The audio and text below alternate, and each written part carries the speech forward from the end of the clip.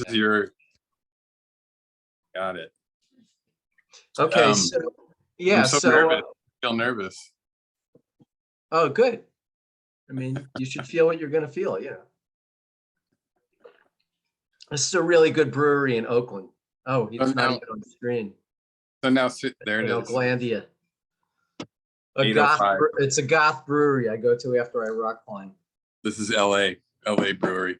Oh, nice. So the funny thing about backgrounds is everybody's got a background now, and these are real books. Wow, you just pulled it out of your background? It's that's great. That's an actual library. I'm stunned because neat trick, right? Yeah, totally. I thought it was an actual background. Oh my God. So this is an actual space city behind me. Yeah. You designed and had built. You and Elon? Yeah, right. Our new right-wing Elon, far right Elon. Yeah, the Twitter. Well, I went on Twitter. I was so disturbed. Since he's bought it, it just got impossible. It's like I don't want to do it anymore. I was doing it a little bit. There aren't enough pictures on Twitter for me. No. I don't know how informal we're gonna make this. Jane just walked into the kitchen, so she can say hello to her. This could be family, right? Okay, so we could do our usual. It probably would have been better with tequilas in hand. Well, I have like Joe Rogan, we could have light up a big joint or something. In person, we could have done that. Yeah, we should have done that way. But here we are. That'll be podcast 7 or 8. Do you want me to introduce myself? Because if no one's going to know who I am. Well, I'll do my introduction, then you do your introduction. So I met you at the Academy of Arts like 12 years ago or something. And I don't know how I think we were assigned the studio together or something, but I immediately, as far as I'm concerned, you could speak for yourself, of course, I found this kind of like brother and, soul brother. I agree. And yeah, thank you. Uh-huh. And and I had a lot of fun teaching with you, but I really thought the world of you, and as you've established your business, I really do think you're one of the most gifted architects in the Bay Area, at least. That is very, very kind of you. I really appreciate it. I return the sentiment. Thank you. Appreciate that. And plus you stayed rational after multiple tequilas and things like that. And divorces. Ooh, that too. Yeah, definitely. And so, the other thing is that you very much were about getting into your practice and like being a real architect, quote unquote. When you have, in my opinion, again, you have full capability of being an amazing, tenured professor. That's definitely in your brain. It's interesting because I feel like, I try to walk that line, right? I mean, I don't know where you fall on this, but I mean, I think your tendency is more towards the radical, the theoretical. Those are things that you would do, I think, given all things. I mean, I don't know if how much of this we can talk about psychology or if that's part of on the menu, but everything in this case, everything's in the menu. Yeah. So, I think that, we've had these conversations, but I maybe out of fear, I certainly have been driven towards some of the practicality of architecture. It's, I have this conversation often with different people, and there's this tension between survival and, which I guess mostly means money, and, joy in a way, or love, right? I think that, I constantly vacillate and I never end up fully in one camp. I can think of any number of Bay Area architects that are, just about the money without naming names, right? I mean, they started a practice, they grew it, they became businessmen, right? They thought about what sells, what, and it wasn't about art or passion or anything. Or maybe they were passionate about business, but it wasn't about so much even the architecture anymore. And for me, and then there are others that kind of say, forget money, I'm going to take on one project every 3 years when an acceptable client comes along, and I'm going to teach the rest of the time or whatever it is in order to sort of fund my passion for architecture.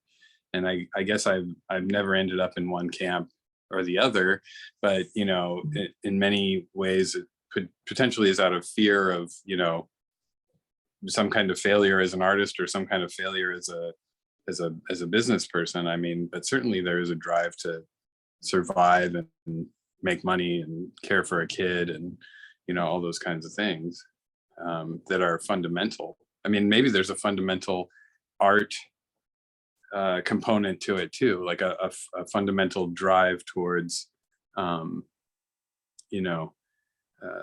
some part of who I am that I can't let go of that side of it. So I just end up ping-ponging back and forth between those polarities. Yeah, I mean, you've been teaching a little bit off and on over the past since you left the academy, right? I've taught some studios. The Berkeley thing ended up being, interestingly, a construction course. So I was teaching sustainability and construction, right, which probably was not my ideal, not the ideal fit for what I should be teaching. I mean, I know about these things, I understand these things, and we had talked about this. You and I had talked about how you might teach construction, right? And it would probably be through some very disruptive lens, let's say. But for me, it was it was to developers, and they wanted to know what's type 5 building, and that's what they wanted me to teach. What are the construction types? What materials are they made of? How does Portland cement work? What is aggregate? That kind of thing. So, it was very nuts and bolts kind of stuff. And, when we started this conversation about doing this talk with you, we had discussed the idea that I have other intellectual interests. And I think that, that just wasn't ideal. But I had sent you something about what we might discuss, and I've forgotten everything now. I guess I'm getting. Oh, well, no, I could always open up all sorts of issues, but yeah, I had a couple of things that I was like, the one thing that occurred to me, I listened to all the other, well, not all, but I listened to a bunch of other stuff that you had been talking about. And one of the interesting things that wasn't on any of these emails that you and I were exchanging was that, the idea of, I was listening to the Marcus Novak talk really kind of fascinated me. And, there was this discussion around, I mean, obviously Midjourney and the stuff behind you there and the stuff that was behind him in that talk. And I've been messing with that a lot lately, as you may have seen. And, this idea of good, like good architecture or good design. And he was talking about, when you initially type in the prompt into this AI interface, you get something very, I forget his words, but it was kind of, very literal and ordinary. It's like you type in a couple of words and it gives you exactly what the words are. And then you type in some more words and you layer modifiers over it, or you change it, redo it, and you start to get at, things that are, and at some point the word good was used. And I thought about that, and, I really struggle with this idea and this might actually tie back into some kind of psychology of, wanting to make everyone happy. I think that one of the things that I struggle with in that discussion that we were starting to have about vacillating between passion and some kind of financial or other success is that, trying to make everyone happy, would suggest that there is no good, right? Because if you have one client that likes one thing, you have a different client that likes another, or whatever the brief is, if you consider it all good, right? Yes is more, then, you can't disappoint anyone. So that is something that I've struggled with for a long time in my own work and career.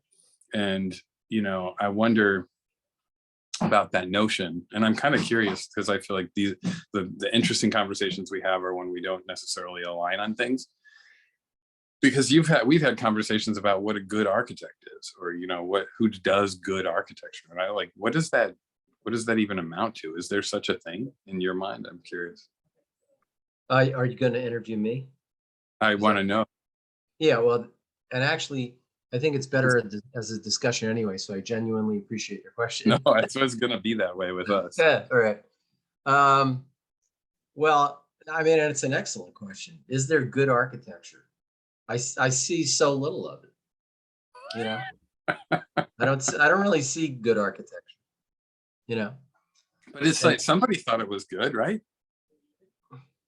But I mean, personally speaking, I think the media, this might descend into politics, but we should go where we're going to go. Well, the media, are you talking about the architecture media? Well, I'm going to talk about general media. I think the media in general, to me, especially in the arts, is fully blind. They are almost literally, and they're also deaf. Was it you that I was talking to? Yeah. Was it you that I was talking to where we said that we were having this discussion and it was like, well, nobody's been told to like that yet? I might have said that. Right. But right. You might have said it. Yeah. That's what it about. That's right. Well, it's like maybe we're going to, I think part of you and I interacting again is we could probably break into whole new modes of thought that we should write down. But I think there's a bunch of different categories that we function in as architects, and you and I share the fact that we're struggling with practices, regardless of your success versus quote unquote versus my success. Exactly. Where we both have these practices, we make money from solving client needs of various kinds, and then again we both met teaching, and I know that your capacity for intellectual curiosity and knowledge is as high as anybody. And I know that you can teach at any university you'd want to teach at. So I think we share that. And the architects that I liked, like my buddy Stephen Hall, he inspired me because of he had a foot in both areas, that he was absolutely trying to build decent stuff, but he was always a tenured professor at Columbia at the same time. Do you think that he does good architecture? I'm wondering. I have no. And he'll look at this. He'll look at this and say, "I'm not going to talk to you, dude." No, but I think that he's also, from what I know, a lot of these guys, including me, all of us, we have our issues about narcissism and ego. But Steve always seemed very approachable. And I think that he is probably one of the more self-reflective and self-effacing architects, by the way. I don't think he's so over the top as so many of these guys. Do you yeah, I'm sorry, I don't mean to interrupt. Go ahead. No worries. Yeah. And I think that what I'm feeling about architecture these days, which I spoke to you about, the times that we talk, I always enjoy them, is that it's being an architect who has like 30 coming on 40 years of experience, I've been working forever, it seems like. It doesn't seem that great architecture is achievable. And I think that that was my next question. I was going to say, who is a great architect, or do you think or good architect, or do you think the work that you do is good, like that kind of thing? No, I think that in practice, see, and I know this is a window. See, I do think that we align. Obviously, you and I align on a lot more than we think we're going to disagree on. But it's like, I think that there's a component in you that it'll probably allows us, it certainly has allowed you to work more effectively to get your message out when you build. When you've realized, I think, it's like operating from loss effectively. Right. And so Matt Baran, my perception of Matt Baran, and actually you've reinforced some of this when I've spoken to you, is that you have found a way to operate really nicely from a position of loss, because you've said, I'm letting my clients drive me, I'm letting them do that. I'll go where they. You said stuff like this to me, like I'm letting them. Yeah. Pardon? I just said it 5 minutes ago, I think. Yeah. Yeah. Well, I just rephrased it. Yeah. So I mean, but having said that, though, I think that and this may be very 21st century too. It may be of our time. All these mythologies have never been more exposed, and so it's like, I remember visiting Le Corbusier buildings in Europe, and they were built terribly. They don't look that good. They get renovated, and then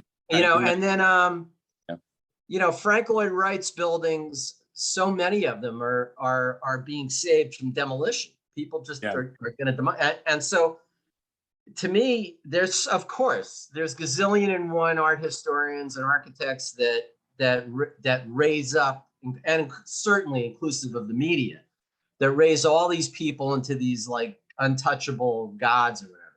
But I may or may not ever interview Bjork Engels, but I told you I walked around that building in Manhattan, the hotel that has one end pulled up. Yeah. And in terms of tactility, in terms of actual detail, I think I had mentioned this to you. It was awful. It was like a 60s mistake. I'm interviewing you again, but what like Zaha, Corbu, like what art, like give me I know we can come up with lots of bad architecture, but like it's everywhere, I guess. I mean, I like, see, now you've got me drawn in. Like, I'm like, no, this is just, I look at this, like, I look at all the terrible stuff and I talk to my staff, and my staff is like, this client has bad taste, or look how we need more architects. I'm like, you know what? It's fine. Like all these buildings that are done and they're just thrown up, and nobody, like, there was a comment with Marcos Novak again, where it's like, there are people that just build and collect rent and they don't care what it looks like. I think that was the quote. And I think that, but why do we need to care what it looks like? Everything needs to be done that way. I mean, there's a lot of arrogance and a lot of ego to suggest that every building needs to be designed by an architect, or sort of worse, every building needs to be designed by me. It's fine, or with unlimited budget, etc. It's just fine. Like, we can have all these different things because there's no truth. That's just somebody else's truth, and it's fine. Like, this is like a way of living. It's not just to suggest that everything should be perfect. And I'm really frustrated sometimes when that people suggest right, and it's partly a very existentialist philosophy, because I think that if you look at existentialism, it's the idea is make your own meaning, right? Make your own meaning in life. You sort of say, this is what's important, and it admits that there is no truth, right? It's just your own truth. And so if you kind of apply that to architecture, sure, I know what I like, I know what I want to do, I'm going to try and do more of it, I enjoy it, it gives me pleasure, but I don't expect that everybody else would recognize it or agree with me, right? Because they have their own thing. And do you think there is a universe? This was a conversation we talked about Glenn Small. Glenn Small and I used to get into this argument all the time. He would say there was universal beauty, and he would throw out like Marilyn Monroe as an example. Marilyn Manson, I'm sorry. No, Marilyn Monroe, which is exactly like nowadays, right? I mean, the funny thing about that example is, like, Marilyn Monroe had more weight than we now accept as sort of universal beauty, right? Like, all the women in the TV ads and whatever else, it's like the internet ads, they're all skinny, right? They're like Barbie skinny, and that's our aesthetic. So it's actually very much proof that beauty and everything else changes with our our values in our society, and the media reflects that. Like things that are winning awards, it's like the spectacle. Now it's moving towards green. You know, it's like I was going to talk to you about metamodernism and like how we're seeing the shift from postmodern, which was like an anything goes. It was like modernism was the utopian period. Postmodern was like, all right, that didn't work. Fuck it. Everything's, you know, anything goes now. And then metamodernism is something that people are talking about now, where it's like, okay, it's a bit of a return to an idealism, but without the naivete of modernism. And so now you're seeing DEI and, you know, diversity, equity, inclusion, sustainability. Like any awards program you enter now needs to have these boxes checked and all that kind of stuff, which I'm not saying it's a bad thing, but it is this sort of cultural shift. You know, nobody looks at our work and, you know, the built work and says, wow, they did something there with basically nothing. Like everything was bought from Home Depot. It was under a certain budget. Yeah. And if there was a value, a societal value to like creating housing and working with zero budgets and being creative and using infill sites, then we'd probably be published all over the place. But right now, it's the value is still on a spectacular stadium that, you know, you had to drain 3 mines of their, you know, precious minerals to build the thing. But, you know, look, it has recycled water, you know, so I mean, it's just sort of all crazy to me. Like what there again, just so like that there is no real truth to it. It's just fiction. Yeah, well, I would actually go with your last comment. And, you know, when I first met you, were you nihilistic? Were you nihilistic? How do you pronounce that? Nihilistic or nihilistic? I think it's a potato thing. Yeah, and were you? Do you still have? First of all, did I get you wrong? Did I sense some nihilism there when I first met you? And are you still nihilistic? Well, yeah. I mean, I don't know. Is my statements up to this point like that it doesn't?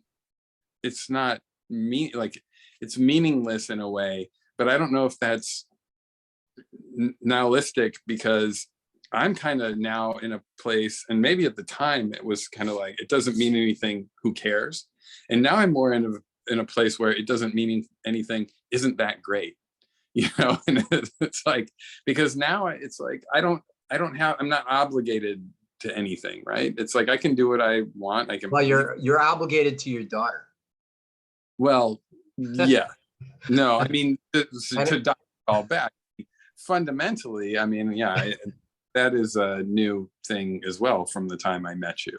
Right. And maybe why I've had a shift in a way too. I mean, to try to see it less like we're all screwed and more like we have a lot of opportunity. Nothing's great in either case, but we're not all screwed.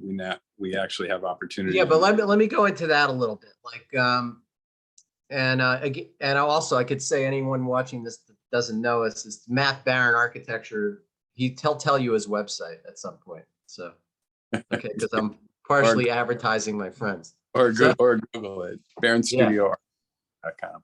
Right. Say that again.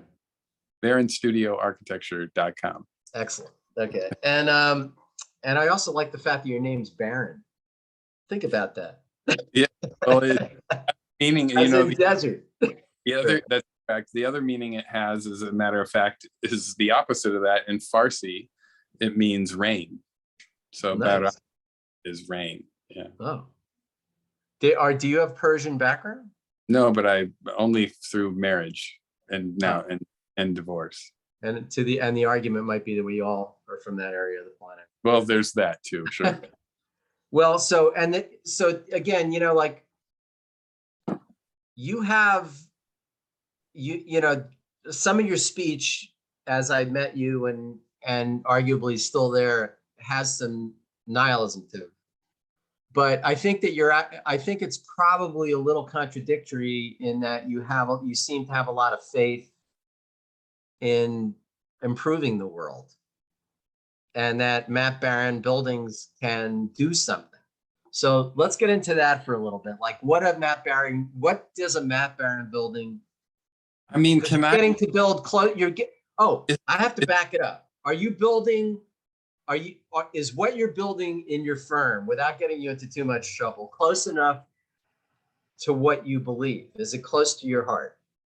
That's an important question, isn't it? Okay, I don't think, I mean, I don't know if any clients will pick this up, but you know, but is it boring to be nihilistic? Like, I guess the thing is, and I had this Robert McGillis, I had a conversation with him the other day, Yeah. and he, and another guy that we recently met, and he was coming from a similar place where he's like, oh, you like helping people, you want to help your clients, you want to make the world a better place. And I don't know if this is the contrarian in me right now, like as you say this, but you know, I feel like a lot of it really comes from like just me wanting to do what I want to do, like what I enjoy doing, you know? And, you know, so it's like, I really enjoy and have always enjoyed making buildings and creating architecture. Now, when you were in school, it meant do whatever you want and you didn't have a client or anything. So, you know, that was when I first stepped into this, it was like, oh, wow, this is incredible. This is exactly what I want to be doing. And of course, that changes the minute you walk out the door of the university and you have your first client, or boss or whatever. But I think that, you know, it was never for me a notion, there was no notion of trying to make the world a better place. And in fact, my master's thesis, I struggled to avoid the words like improve or make better. And this is kind of what I was even talking about earlier, this idea that there's good architecture and it's going to fix the world and its problems and everything. I mean, I think that, you know, for me, what that master's thesis, which then led into my practice, was always about extracting things, revealing things, you know, laying them bare, you know, in a way that like we took the freeway something. And in fact, you know, again, I'm sorry to keep going back to the Marcus Novak discussion. No worries. He'll be impressed. He actually brought up, he's like, there's no reason freeways need to be ugly. And this was why I wanted to have this conversation, because my entire thesis was based on the premise that freeways are not ugly. And that, you know, why do we value the view of Mount Tam or the view of the Golden Gate and not a view of like this glorious 200-foot high soaring twisted mass of concrete, you know, interchange? And for me, that was like, I don't want to say I'm going to make it better, I'm going to tear down the freeway and put the Golden Gate or Mount Tam. I want to say, why don't we reconsider the beauty of this? And then even with the stuff that I've been putting up through Midjourney lately, it's like, what can we reconsider what, in some ways, what is, you know, kind of beautiful in this regard? It's like, wabi sabi was something that I got really interested in for a while, where it was like, especially in American culture, it's a Japanese concept, you know, age has, there's a beauty to the crack and everything. Right. And that here, everything has to be new and polished and young and glorious and in its prime. And we have no value for, or no patience for anything that isn't anymore. And that is, again, this kind of societal value that we have been, either it's been imposed upon us or we've created it ourselves, fiction, you know. And so to me, it's like, you know, why is there any one particular thing that's supposed to be beautiful or not beautiful? So revealing something to be beautiful that may not likely be considered, or make it so that it's not, I don't need to improve this or make it better. It's just, we need to sort of see it and accept it, maybe appreciate it in a way. And so to go back to the original idea of like, improve, you know, does my work improve the world? You know, even when I first started the practice, it was working with developers that were working in like the most undesirable sites, right? Like that Border Town project we did, it was in a kind of abandoned skate park under a freeway. And it was like 2 doors down, 2 warehouses, 2 quote unquote ugly warehouses down from that freeway and skate park. And we named it after that project. But it was like, how can we interplay with this and pull and extract things from it and see it as, you know, kind of appreciate it, know it as beautiful? And I think that was successful. So, I mean, maybe in a roundabout way, the way that projects that I work on could improve things, quote unquote, a word I struggle with, is that is to see things that are ordinarily disregarded or discarded as valuable, Yeah, and that's beautiful, Matt. What you just said is some of the just perfectly put. thank you. By the way. Yeah, that's Matt Baran for sure. That's good. So I got it out of you, dude. Yeah, that was fun. So the other, thank you. I have more to say then. The other, let's keep going. The other thing, though, I think that you asked that was interesting is like, does the work meet the standard? I mean, I think that what you said was actually really on point in that it never can, right? Like you're always striving to do more and better, but there are almost, I would suggest, moments, right, where this part of the project or this piece of the project was optimal, right? But you can't always pick your clients and your program. And again, I would put it more fundamentally than succeeding or making money. I would put it like I have a daughter, right? Yeah. So. Well, so listen to your points before. I was thinking about this as you were talking, is that if an entire city were Matt Baran, everything in it, and maybe we can talk. That's you. I'm talking about someone who appreciates you. So let's say it's San Francisco size.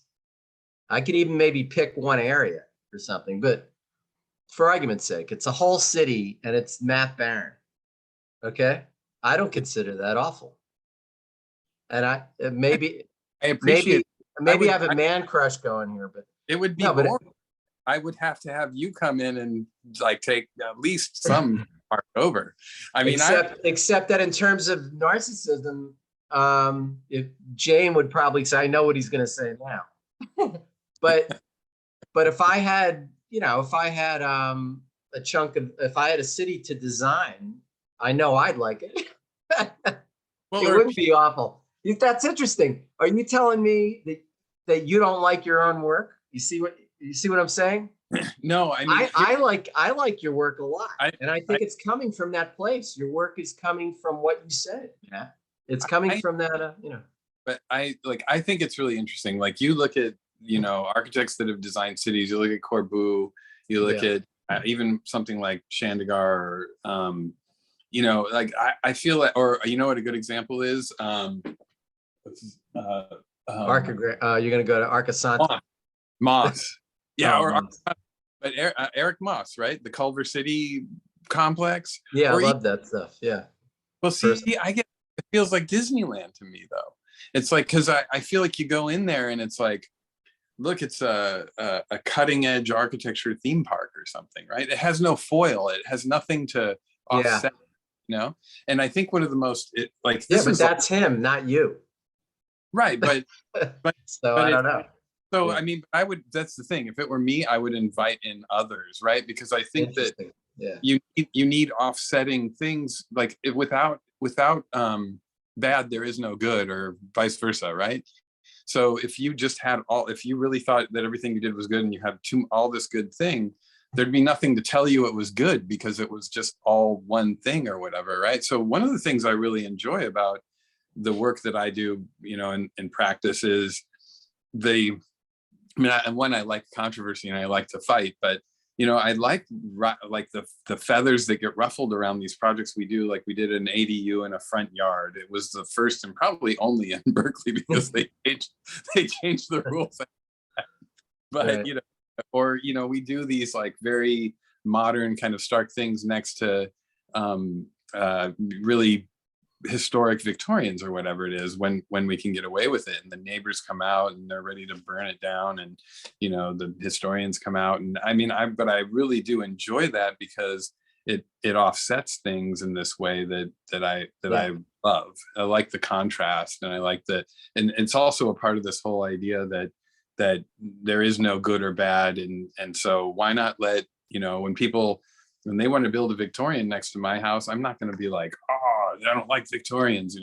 They can build a Victorian, and I should be able to build a modern house, and they can coexist. And I don't know. I mean, I guess that some people think that's kitschy. If you have like, they talk about LA in this way, that it's all these different styles of architecture and there's no consistency. But I value that. I always appreciated that. And so, you know, if it was a whole city, I would definitely want to collaborate with others and have my opportunities and see what other people did. I think that would be the most interesting Yeah, I thing. mean, sometimes I've been thinking about this a lot too. Like a couple years ago, my 21-year-old son convinced me to sign up for $11 a month for Spotify. Yeah, it's a good Which is deal. like the best thing I've done in years. Wait, are we plugging for Spotify now? Look, I'm probably an ad for Facebook, Spotify, and Instagram. So and TikTok. So yeah, I'm a user of all these things. So, and believe me, I know there's plenty of ways of completely critiquing Spotify and all this stuff, of course. But Spotify was the best thing that's ever happened to me in music, because because I could curate. And because it just kept getting, it's getting bigger and bigger all the time. There's so much there. And then, Joe, my son Joe, could send me the latest King Gizzard and the Lizard Wizards, whatever. Is that real? Yeah, they're an amazing band, by the way. You just got to listen to them. They're probably the best. I really actually think they're probably one of the best new bands on earth. But totally good. But anyway, my point was that I don't know. it seems to me that if when you interview a lot of rock and rollers, like, people in the popular music business, and let's keep Kanye West out of it. But, but in general, there's an honest appreciation inside the industry. They're generally extremely appreciative of each other. And the spectrum of what constitutes respected popular music, it's like everywhere. It's like huge. It's huge. You have especially bluegrass. now. Sure, but you have bluegrass musicians, like Alison Krauss playing with Robert Plant from Led Zeppelin, and that's just those guys are already oldsters, but there are countless examples of how it's all big mash. And I wonder if architecture, that's where I wish it was. I don't think it's there, but I think I kind of think you could learn a thing or two at this point from popular music. And you seem to be indicating that in a way. It's interesting because I think that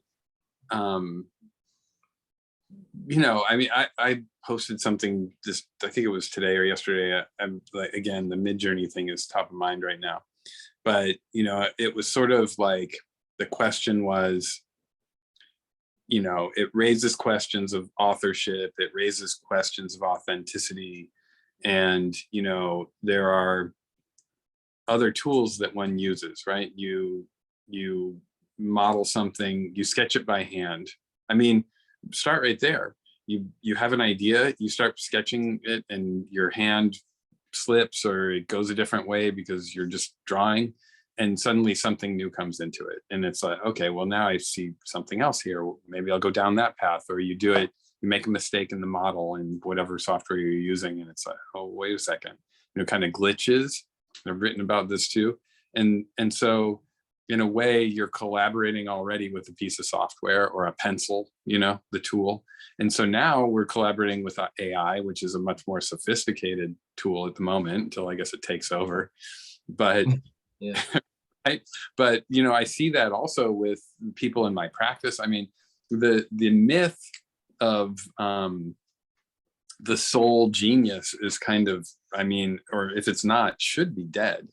Because it's become so complex to build buildings, from the initial sketch conception to putting it through software to running an AI prompt to, getting the staff in to help with it, to structural engineers, to everything else. Is there still a singular kind of genius? I know what you're saying, in that, those collaborations in music exist, and they probably don't as much in architecture, but I see more and more of it. One interesting thing, Andrew Cudless, he's Matsis Design. He used to teach at not the academy where we were, but what's the, I'm sorry, CCA. And, you know, I knew him because I think he was our neighbor, and one of the guys that was there is still there, but he has posted these things where he did this project, and it's called Confluence Park, and it's Lake Flato, and it's him, and there's some other architects involved, and I have no idea, honestly don't know who did what, right? I mean, Nice. Yeah. you know, you think about, you know, I feel a little guilty sometimes when I post up projects and the developer came along, had the money, bought the site, decided what the program should be, and then said, I'm going to do housing here. And then, can you help me? How many units can I fit? I come up with some math and I put, and he goes back and he goes to the bank and he does other things and he comes back to me and, you know, he's like, I really like bricks or whatever. And then, you know, we pick a color together at some point. There's so much collaboration that exists in ways that, you know, and I think that it's interesting because I've fought it a lot of my career. I probably still fight it because I want to on some level be the sole, you know, kind of genius working on something, and not, you know, I'm not always good with people. I just want to do something and make it what I want and fall in love with it and be done, you know, with that. And there, but more recently, and this is sort of a funny side personal story, but I had cataract surgery. I don't know if I told you Oh about yeah, that. you mentioned that. You're too young. Yeah, it was a genetic thing, and a lot of Yeah. time surfing and being in the sun, no sunglasses or protection. So Yeah, sure. Oh, surfing. You think you got it from surfing? I think it was genetic. My dad had it at 55, but I got it younger because I was always out there exposed in the sun and There you go. snowboarding. Yeah. That and there were no, like, you know, ski. We have to So anyway, are there good surfing glasses, by the way? We got to do, they still don't exist. Like sun surfing. Sir, yeah, of course they should. That's a market. Let's talk about that later. In the end, what happened is, you know, I had my interest or my ability had faded where I could not really write. You know, writing is a big thing for me, and Wow. and my interaction with computers was really, I was struggling, and I couldn't work sketchbook very well anymore. So I kind of, you know, I carried a sketchbook from time I can't remember in school, right, when they beat that into you, and then eventually I started using my phone, and then I couldn't see and I stopped. Well, ever since that surgery, I've been writing. And now I'm carrying a sketchbook again. And to separate the kind of business aspects from the practical ones, I'm sorry, the sort of more personal ones, I flip the book around now. So when I'm in meetings, I write on one side, I flip it around and I open it up and I do these sketches that I've been, you know, posting around and stuff. But the cataracts has given me kind of new opportunities, like new sight. I can draw and sketch again. And it's been life-changing, you know. So I'm kind of getting back to this, where, going back to the original conversation, I can do these things that I want to do, and I have this sort of separate creative outlet that I can just go into a room, sit. Oh, hang on one sec. There we go. Didn't account for the incoming call. That I can go into a room, I can do these things that I want to do, devoid of any constraint, building code, gravity, anything. And whatever the product is, I don't even know. You know, I kind of struggle with that. Is it, you know, because some of it is a little bit risque, let's say, even when I'm drawing, like I'm drawing figures, I'm drawing aliens, I'm drawing, you know, just whatever's coming to my mind. And then, you know, that I don't even know that I could put it out there into the world without getting some kind of, you know, blowback. So it's very much, by almost necessity, my own. And then I can still bring it back. You know, it's like it's a creative outlet. It's a atmosphere that I can give to myself to bring out aspects of architecture, or bring something to my practice that I wouldn't have otherwise, you know. So you know, it's like the whole design of there's maybe some tension, right? When you talk about designing a whole city and doing it the way that you would want to do it versus collaborating and having others involved, I guess for me, I need a little bit of both. I need those moments where I go away, I focus, I do my own thing. You get into like a flow state, right? This idea that everything else disappears and you're just focused on this thing and it's moving, the music's playing and you're trying things and building and you're just coming to your mind and you're putting more into it. And it's like, there's nothing interfering with that. And then you stop and then you go out and you open the door and you go talk to your engineer and you know what, Matt, except that's still a vision of the city.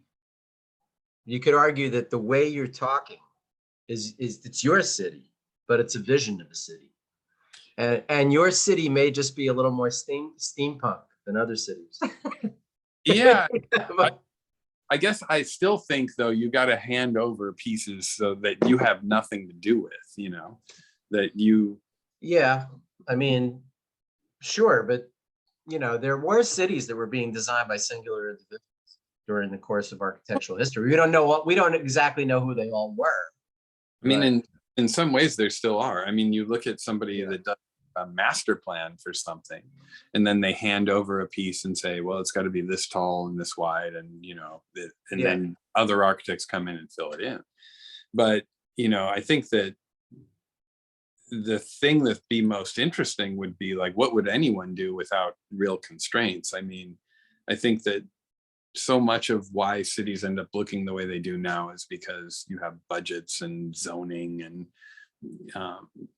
gravity. Well, we all have constraints because it's like the city behind me, that image behind me is I have constraints that are geometric constraints, and how a specific exercise of geometry. But I don't necessarily need constraints. I mean, that's an abstract image. So, and I wanted to go, there's a couple things I didn't want to forget. Like, in terms of like, again, who you are as an architect. Okay. The level, don't you wish that the level of artistry that you're capable of was fully accessed? How about that? That would probably be a better way of. You're leading this discussion. You keep trying to get to this place. No, I understand it. I mean, I think, but because I think it's tragic. I actually think it's a tragedy. And and part of who you are is making sense of that. No, I agree. I don't disagree. I think that, you got me. No, I think that, again, like I keep going back to the stuff I've been producing lately. And this is, I would say the surgery happened in roughly, I had 2 separate surgeries, one for each eye. The second eye was done in June. And it's now, so it's 4 months, right? I 2 sketchbooks. I discovered Midjourney. I've been posting all this stuff. And if you look at, I've been drawing and posting, it's like, I've kind of decided Baran Studio Instagram account is my office, right? And Matt Baran Architect is my personal, and I kind of say, okay, I'm going to set. That's nice. Yeah. And so what I've been doing on the personal side, I don't think they're totally unrelated, but on the personal side of things, it's been far more what you're talking about as far as maybe artistry. It's like, it's stuff that I would do given my own sort of, it's my desire, it's coming out there. And those are things I'm designing that would be too expensive to build in the real world. They'd be too hard to sell. And when I say sell, I don't mean in a real estate sense even, but sell to a governmental agency or sell to a, whatever kind of thing you build, it all needs to be sold. People need to buy into it. Money needs to come, all that kind of thing. And so I don't worry about that. I'm just making things that I want to make. And so that's become more me and as far as my own artistry and own ideas. And, you know, who knows, somebody comes along and they see we can build things, and they see that this crazy stuff I've been doing, and say, well, why don't we put those two things together? Maybe at some point, you know, it will happen. Some of them are so out there, obviously, that they can't, but, you know, others are more pragmatic. So, you know, and but the interesting thing you and I were talking about in this regard now is also, does it need to be built, or does it need to become, you know, materially realized in a way, right? I mean, because I think we were talking a few days ago about the idea that you build a millionaire's 10,000 square foot home on a hill, and his 10 millionaire friends see it, and you design a video game level or a set for a film digitally now, and Yep. hundreds of thousands of people are exposed to it. And Maybe it's, a billion. yeah, Yes. and you're having more impact doing that than you are doing this kind of brick and mortar, you know, thing. And so, you know, I want to think about this in the future. Maybe, as I'm realizing, even as we're having this conversation, and as I've listened to your other talks, you know, what constitutes the end product? You know, what is it? You know, I kind of used to laugh. I was like, oh, well, paper architecture, you know, like these guys that are just, Sure. So, yeah, endless, but some of the greatest always. well, I mean, and I've been Well, revisiting Lead Woods, and, you know, yeah, and his paintings are selling, you know, his drawings are selling for millions of dollars or whatever now. I didn't know that, but I so love his work, man. Yeah, for Yeah. sure. I've always loved his work. Yeah. And, you know, and we had this conversation too, which we often do: what's lasting, right? Like, what is our legacy? What do we leave behind? You know, you leave a child behind, they will pass away. Maybe they'll have more children, maybe your DNA, but you'll be gone, you'll be forgotten. Even the architecture you leave behind, you know, ultimately dust, gone. Nobody will ever, even if it sticks around long enough, will anyone ever know who you were or anything like that? Does that matter? Yeah. But, you know, there's now this other avenue we're talking about, which is, you know, writing or digital content or whatever it may be. But the other thing Well, is, the reality, yeah. But the I other think that the best work, you and I have talked about this too, of course, and that's what, again, hopefully we'll have lots of these discussions over the ensuing years. But I didn't want to interrupt. Sure. I'm sorry, I have another question for you. Do you, now it is so easy though, right? So, okay, constraints, right? Doing a house, multi-million dollar home on, you know, 10,000 square feet or whatever, getting it through all these hurdles and all these constraints, it's difficult. You can just go now onto Midjourney, and you can tag Midjourney on Instagram and find 10,000 fantastic images. And I'm curious about this too, because it goes all the way back to the earlier conversation about what's good or bad in architecture. And it's like, when now there are no constraints, I mean, you know, there are these images that are produced of architecture. I mean, even arguably before Midjourney and algorithmic architecture, parametric architecture, these fantastical images. And is it too easy suddenly?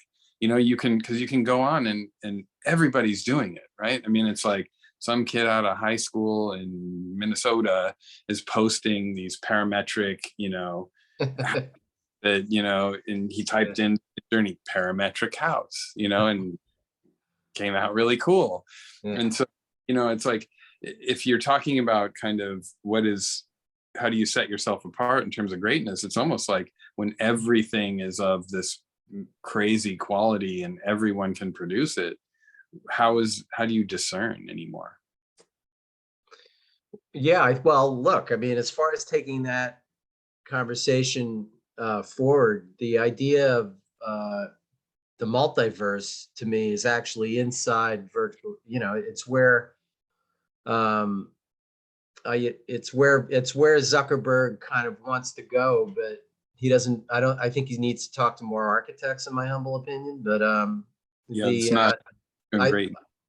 No, and I think there's going to be an infinite amount of universes. I think we're human beings are actually going to be creating the multiverse through it's partially already happening, but it's really going to go into overdrive. But is it going to be good? It's going to be what it's going to be. It's going to be, there'll be architects who are trained intensely at imagining space, who will be developing multiverses, and there'll be some 5-year-old who likes gigging around, and maybe his stuff might be pretty cool in its own way too. I suppose, I don't know, but I think that will the world be a better place? Will it be a better place? But I think that another friend of mine who was in one of these discussions already, Samer Al-Sayari, he said one of the more profound things to me during one of these discussions. He said that utopia and dystopia are interwoven. I'm paraphrasing, but are interwoven together always. That's in effect what he said. This is metamodernism, the metaverse. Yeah, and that you can't let go of the dystopic. It's just there. It always finds a way in. And the thing is, we're partially, these primates that were cannibals. That if you look back, actually, Meat. Yeah, we ate what we could get. You know what I'm saying? So yeah, there were this idea of ultraviolence. I mean, it's part of our DNA, for God's sake. It's inside us.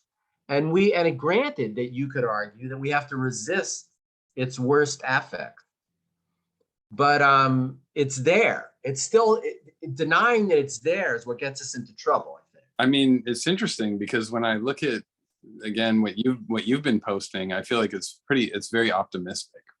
Like some of the stuff you've been generating with AI has been, I feel like very, I feel like the stuff that everything I've done has always been, there's a certain anger and violence to it. And I think that it comes from me. I think that there are things that I'm still grappling with, and I've gotten much better over time,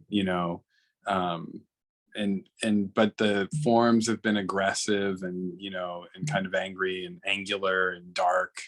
And, I feel like I've moved past a lot of that in my personal life, but the visual aspect of it is still very appealing to me. I don't know what draws. That's great though. You see that, but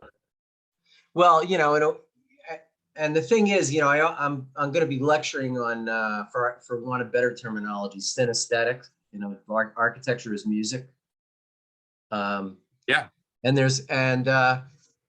what you've been playing around with on AI, it's kind of like heavy metal, but it's a version. It's a certain and of course there are now classes of heavy metal, but or whatever. It's amazing because my 8-year-old daughter listens to Korn or bodies hit the floor. That's great. So it's fundamentally, as you say, it's in us. Like and I try, even with her, I try to explain, like, okay, you people get angry. It's an emotion, right? Just as much as we're capable of loving, we're capable of getting angry. And it's kind of, what do you do with the anger, right? But you're not going to eliminate it. You're not going to make it go away. And much like this entire conversation we've been having, you almost need it, right? To know that happiness doesn't exist without, disappointment or sadness. You need the contrast to know what something is. If you're, it's the old joke, it's like how the two fish meet up in the morning and it's like, how's the water today? And the other fish is like, what's water? It's like, if you're surrounded by it at all times, you never know there's anything else. And so you need those contrasts and those oppositions at point. In talking to you as we get into these discussions, and then again, hopefully there'll be a few more versions of this, but if this one doesn't pan out, after you look at it again. Oh no, this panned out. I'm already totally happy. Another wrap it. We'll do many more, sure. But I think that listening to you, I think architecture, is architecture among the most suppressed of the arts? That I think that it may be, Well, because it has so many constraints, right? I mean, we talk about constraints, but even like the technology dating back, wood frame construction, all this kind of stuff, it's like it has so much baggage. It's been around for too long or something, I don't know. I mean, I guess Yeah. art, any kind of art has music, the same thing. It has the same history. I don't know, but I would Well, agree. the society allows music to cut loose. They let it cut loose. But there was this period when But is it rock and roll was new, when there was problem. sure? But is it There was a because problem. Yeah. Yeah, but is it because of the functionality of it, though? I mean, again, sorry, Marcus Novak. I never understood why people didn't consider architecture art. And I get that, and I understand architecture is art. However, it has functions to serve, right? I mean, like there's commerce in a way. I mean, there's it's got to stay dry. It's got to stay warm. Yeah. Gotta have air, whatever, you know. Currency, that was the word I was searching for. Which has many meanings, but it's like there is a different standard to which it's held. I mean, it's like car design or something, right? It's like that's an art form, but it's got to have four wheels, it's got to roll, it's got to have an engine, you got to sit in. So I think we probably do share a lot with car design. And actually, Elon Musk may be producing an electric environment that has finally completely given the user everything. I am gonna spatially. Corvette, the V8 engine, the sound of the engine, and the smell of the burning fuel, though, I gotta say. Right. But I mean, the automobile is a very good competitor to what architecture provides, I think. Yeah, except wasn't there some, I guess the controversy was about between like Bill Gates a long time ago, Bill Gates comparing computers to cars and how fast the technology, right? What is it, Moore's law, where the technology doubles every 6 months or something, and it computers are moving like quantum leaps ahead. And there was this discussion between automakers and these tech guys, and they said, why can't cars keep up with computers? Like, we can do this with those machines, why not these? And I don't remember what the answer is, but then don't bring an architect to the table, because they're behind by centuries or something, or decades. I know, but it's like society, but that was kind of my point, is I don't know if society wants to let us go. That's true. I mean, you said in your Marcus Novak talk that you're still trying to get to Frank Lloyd Wright. I can't build a kind of flat roofed home down the block here because my two neighbors are Victorians, and they're not okay with me doing it. I know. Yeah, I know. It's I think it's very frightening what architects can really imagine to society at large. I don't think it makes it almost anywhere. I think, I mean, where is Zaha? Zaha's been building, ZHA has been building a lot in China, of all places. And the Communist Party seems to be able to open itself up to the craziest work. I mean, it's kind of amazing. Do you think of their stuff? I mean, before, now, when she was still alive, or even now, do you think that's good architecture? It's again an excellent question, because you have to compare it to other classes of work that's like that. I think that's what you got to do. And there's very little that has aspired to really build what was getting drawn to that extent. And let's say Rhino at its limit, take Rhino to its limits, and then see if you can build it. And so they did merge. In talking to Helmut Kinsler, he confirmed for me that they started to merge with car manufacturers, that they're actually. That was the Gary thing at Disney, right? That was Katia. Oh, I didn't know that Gary had worked with car manufacturers. Yeah, not surprising. Yeah, so, I mean, at least with the software. I don't know how they were, fabricating it, but I know the software. Oh yeah. Oh, you mean Katia or Katia, whatever it's called. Yeah, I've mispronounced it for years, probably. Well, maybe. or I have. Yeah, I didn't know that that was automobile related, but it makes sense. Yeah. Absolutely. And I think that in terms of techne, misappropriating language that Ken Frampton taught me at Columbia, but I mean, like, tectonics, techne, how things are put. I've been using that word a lot again lately, and I've always hated it, but yeah, I get it. Yeah, so Zaha's firm ZHA has worked really hard to make it look good when you look close. It's really something. And much as I love Stephen Hull's work a lot, when you started to look at his stuff closely, the details weren't there. Like on the MIT dormitory, it doesn't matter how it happened. I don't know. He might tell us. He said that he might say that I'm disappointed in the contract. I have no idea. But that same lack of techne exists with Bjarke Engel's work, the one that I saw. I'm sure he's getting better, but the hotel, there's a big disconnect. My work, I've had to embrace that lack of, the quality of detail, and we've actually won awards on that premise. I was like, I mean, no, they've actually beautiful, amazing lack of detail. Yeah, I'm not kidding you. We had a jury on more than one occasion say that it's not treated as precious, like it's like there's no, this corrugated metal just came and they cut it off and it ended, and it's like another piece came here and it ended, and right. They called our shipping container project like it's probably politically incorrect, but they called it the ghetto Pompidou, and so. And I love that project.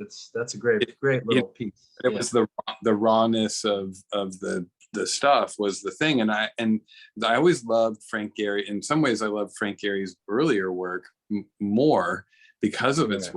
It's like you look at the. That's great. Yeah.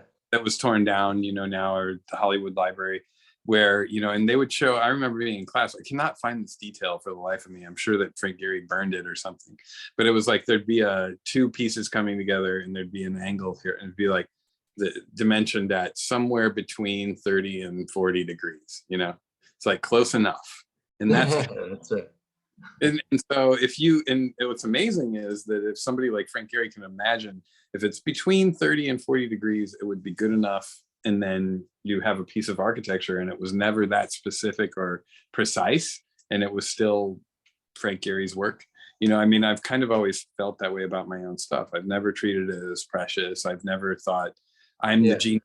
Everything has to be exactly where I've placed it. It's like, if it's about like this, it'll be pretty cool. I'll be happy with it. Yeah, that's great, Matt. However, I think that at this point, ZHA is definitely, although, again, maybe in some future discussion with ZHA, they'll refute this, but I think that at this point, just like Frank Gehry, Frank Gehry's in his 90s, of course, but whatever, if someone inherits Frank Gehry's firm, it's like, given enough recognition and certainly enough money, then a lot of these architects really go for fine detail that equates with automobiles. So your concept actually wouldn't work with a car. Zaha's stuff, you could totally put in a car, plane, boat, you name it. You know what I mean? Well, it's interesting because spaceship. We're talking about this, and you think about Zaha, and it's was original. You think about her trajectory, and you think about the Santa Monica School. You think about Tom Main, and at the time I was living in LA, and it was like he'd do a planter in a hospital or a little pop out on an existing office building, and people were crazy about it, and it was great stuff. And to see the trajectory on which all these architects went, Zaha, from not really building anything to doing the fire station to doing these stadiums. Now. Yeah, absolutely. But I guess the question is what are you judging what are you basing the judgment on these projects on? And it's like, is it originality? It's like, if somebody came along now and did Zaha better than Zaha, would it still be, would it necessarily be good? And especially as no one can come along and do it. Zaha, whatever Patrick Schumacher's doing, whatever those guys are figuring out, Yeah. No one can just come along and do that. That's a very interesting point, you know. I mean, I guess. I mean, I think that people are trying to copy that stuff, and whether they're doing it successfully is all relative. But what I'm kind of talking about now, though, is like, like Frank Gehry's thing when people are like, why do you do the same potato chip building over and over again? And his answer was, you can't just go and invent a new architecture every day, right? And so, you know, does somebody need to come along now and invent something even newer? And we talked about Tom Wiscombe, and we've talked about, you know, even Bjarke Ingels or whatever, and people are coming along and they're trying to one up, and it's being one upped in spectacle. But going back to this idea of society as the judge and decides what's important and what's good, is that even going to be the metric anymore? I was listening to another podcast, or I saw some snippet from it, and I went back to it because I was so fascinated. So it's these, you know, younger people talking about architecture, and one of the things that they were discussing was, how do you evaluate good architecture? And again, whatever that means. And they had 6 things. They said relationship to site, program, relationship to people or culture, technical integrity, sustainability, and beauty. And sounds really boring, actually. right. But now, see, you and I are old, right? And so now, as the society shifts and new people come in, and it's like they've been told all their lives that the planet is dying and that there's massive amounts of inequality in the world. You now need to address it as an architect, or in whatever you do. And so you get people coming into the studio. How are you changing the world? How are you making things different? Not just by doing beautiful architecture, because beauty is only one of the 6 factors, but how are you creating, you know, diversity, equity, and inclusion? How are you creating sustainability? How are you doing all these other things with your architecture? And so, is Zaha Hadid relevant anymore when, and I, not to, you know, like trigger you, or, but, no, it's fine.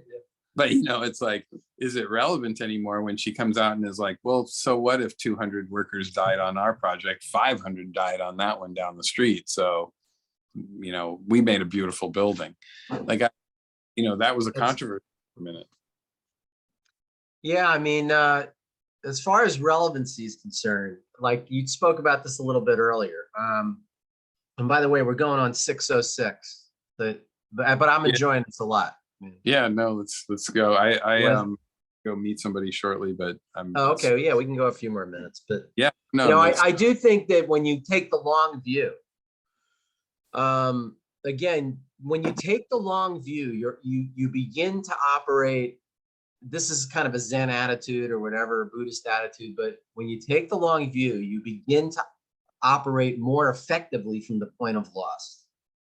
So the idea being that the long view is a geological layer. The really long view is, you know, the sun supernovas, goodbye everything. And why do we have such, we are so full of illusion that we think, I mean, and you know what? The earth is probably, the sun is gonna, before its supernovas, at about less than a billion years, I have to read up on this, but I read about it, you know, a while ago. Something like 1 billion years, that's it. Then the earth will certainly be uninhabitable. Right. And, you know, so do we mean nothing? It's the wrong question, because of course, in that sense, we mean nothing. Well, and that's why I think I'm going to do what I like. How do I get to like do what I enjoy while I'm here? You know, like I don't. That's great. Yeah, I get it. Yeah. I don't need to I don't need it to last forever. I don't need to somehow leave. Because we'll all be gone. We'll all be forgotten. I mean, it's like, why do I get mad why do I even let it bother me that my daughter cannot get to school on time ever? Like, why does it bother me so much? You know, like I get all worked up. I'm like, come on, we gotta go. And it's like, what? I walk away after, and I'm like, why do I care so much about all this meaningless stuff, right? That's been like onto me. And so just, you know, find ways to the joy, you know, like the good stuff that makes you feel good. It's not right or wrong. I mean, you go back to relevancy, right? It's like, I don't know, Zaha, is that right or wrong? Because it wasn't green enough, or there wasn't enough inclusion in the project or whatever, you know, the times change, we see things differently tomorrow. It will be Well, something. you know, and I wonder though if Frank Lloyd Wright didn't just think fundamentally different than the way we think now, and Le Corbusier too, where they thought of everything of the world differently, that there was some type of significant limit so that what Frank Lloyd Wright was creating would really live forever in some way. It won't, as we know, it won't. It but won't. Right. Point will he be canceled? Is what I want. He's already partially been canceled. I mean, that's interesting. That's a good point.